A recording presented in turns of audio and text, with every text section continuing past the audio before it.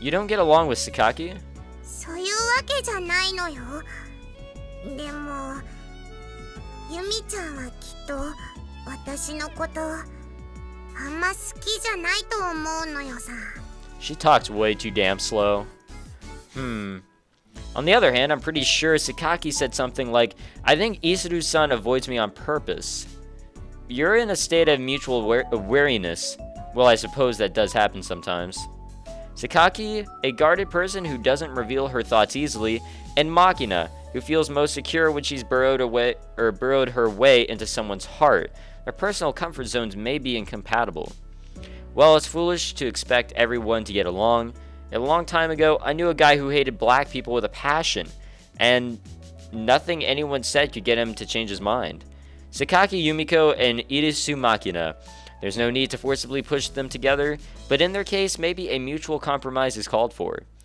I don't think Sakaki dislikes you, Makina, so try not to hate her yourself. だから別に嫌ってないし、ただなんていうか、何を話していいのかもわかんないし。 I see. むしろ逆に聞くけど、お兄ちゃんはどうやってあの気難しいユミちゃんと年頃な間柄になったの？ Days of practice, since I can't say years. Well, it's not like we're particularly close, but we have a common interest in books, so I guess that helped get things started. Of course, I get the idea Sakaki mostly views me a little more than a convenient book disposal. After all, it's hard to say you're friendly with someone who scowls so bluntly just because your hands touch. Makina, do you have any hobbies? 趣味？そうね。強いて言えば散歩ぐらい？ Solo? 大抵一人で。 That's not good. なんでさ、一人遊びってなんかちょっとエッチっぽくてよくない？ Sure. No, also no. あれ？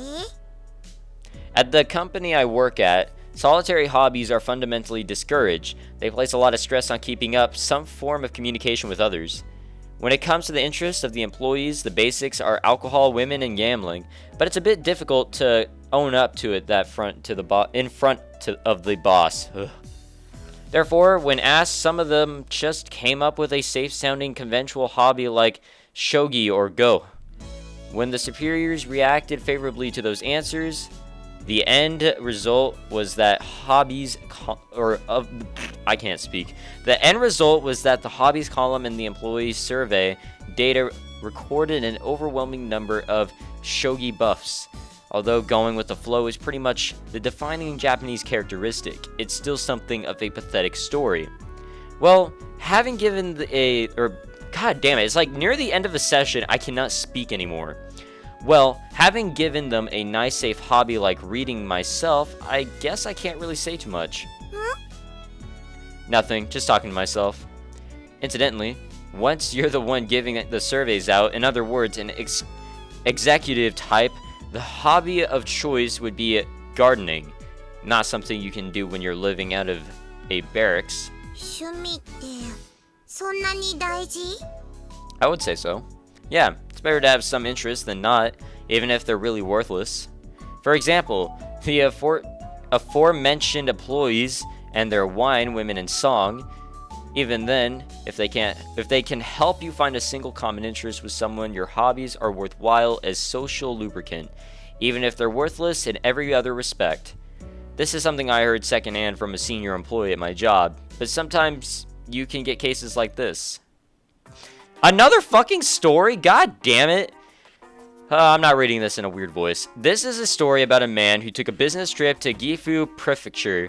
It was a group expedition with the purpose of field testing new equipment that had just been deployed throughout his company. At the time, the man in question was a new employee, not even out of his training period. Nonetheless, he found himself taking a long, bumpy ride into the mountains on a company bus, accompanied by the chief of his special department. The man didn't have the first clue why he had been selected for the trip, let alone what he had been expected to do on it. To make matters worse, he was sitting next to a powerful superior he barely knew. In short, the man was ready to vomit from sheer terror and anxiety.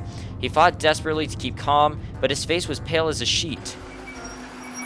The bus finally reached its destination at the foot of Mount Kinka in Gifu after many unpleasant hours, but the man's relief was temporary, as his boss informed him they would be attending a large banquet in a high-class inn that night.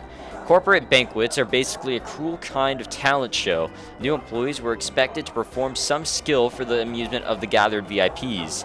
The newbies from each department mounted the stage one after the other. Quite a few croaked out of popular karaoke ballads with stiff faces, or ballets. How do you spell that? How do you pronounce that? But there were also pretty competent juggling acts. Even one stand-up comedy duo, which got some laughs doing imitations of superiors. The man watched the other acts with a fluttering heart. His turn was approaching fast, but he was basically a walking, breathing lump of artistic incompetence. An asocial type without a single talent worth performing in front of others. Just as he was wondering whether he could escape by pretending a sudden illness, the man was practically kicked out onto the stage by the senior employees. For lack of a better thought, he started to sing. But the man didn't know any particular songs. Worse, he couldn't remember any of the standard folk songs or children's music that might have worked in a pitch. The man went instead with the theme song from the superhero TV, Lightspeed General, I have no idea how to pronounce that, which he'd love as a kid. By this point, he couldn't help but feel a growing sense of despair. This was, of course, the man's first time singing in public, and he didn't have much of a voice. Within moments, he was showered in jeers from the audience. The hell are you singing? What's wrong with you? Hey, asshole, are you just making that up on the spot? That's enough. Get off the stage, you suck. Although he wasn't the type to break down in tears, the man felt a deep urge to dig himself a hole and crawl into it. Only sheer stubbornness carried him through to the last humiliating note. When it was over, the man quickly bowed from the stage and raced back to his seat. On that walk back from the stage, the man had thought, I wish I'd learned a popular song or two. つまりカラオケが趣味だったらいらん恥をかかずに済んだってお話? Well, if you look at it that way, you're right, but the story isn't over yet. God damn it! With the equipment test wrapped up, the man had returned to his new assignment as a branch office in Shizuko, or however you pronounce that. Some called out to him as he was dealing with the transfer paperwork. So you were the newbie who sang, whatever that is, at the banquet in Gifu? The man's breath caught in his throat.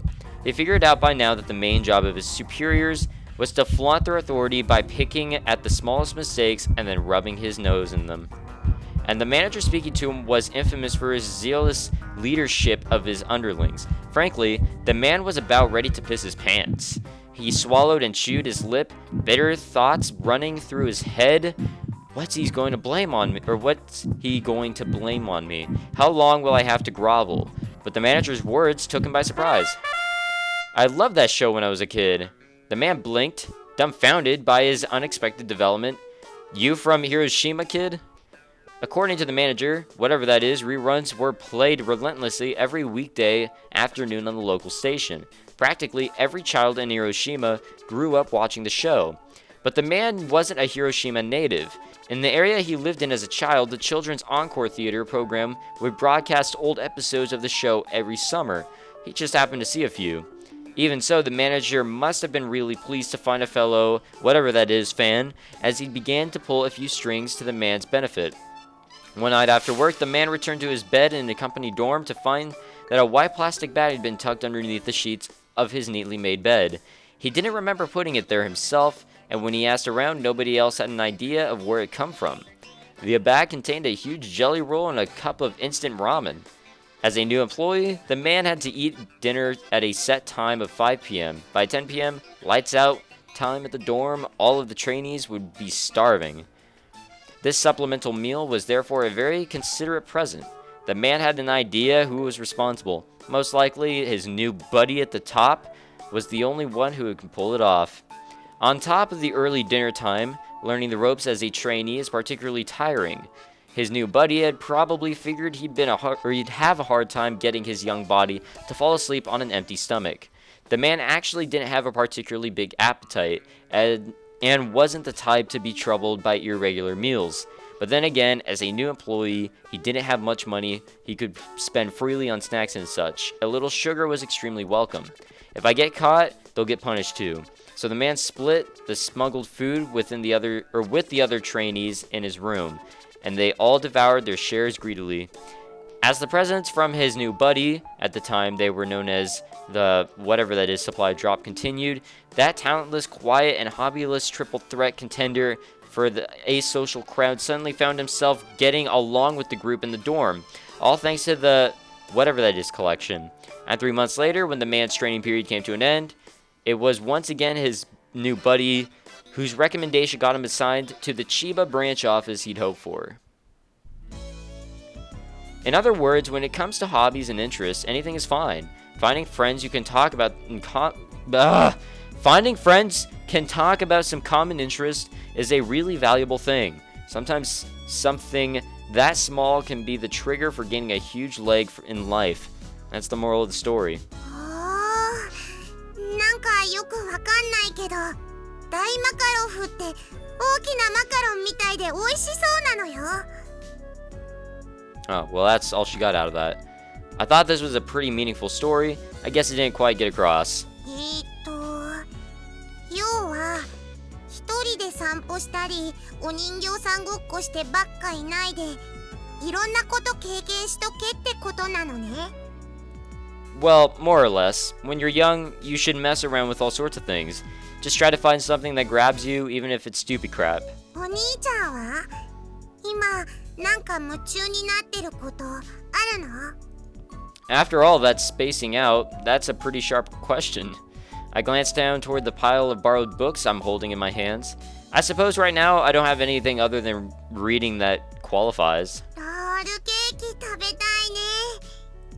You aren't really listening to a word I say, are you? Well, not to say that you need to. だってさっきのお話で出てきたロールケーキって単語が気になっちゃったのよさ。あとマカロン。 Go get Amane to make something. ぜひそうしよう。お兄ちゃんも後でアマネーのお部屋においで。一緒におやつ食べようよ。 Yeah, if I'm in the mood. じゃあまた後でね。 I see. I learned my own lesson from this conversation. If there's a mention of food in the middle of a story, Makina won't remember another word. I'll have to be more careful next time. These stories are actually very bad. Oh, so we're in his room. I don't know if I should continue on. I think I should stop here. Yeah, I'm going to stop here. Okay, thank you so much for watching, guys.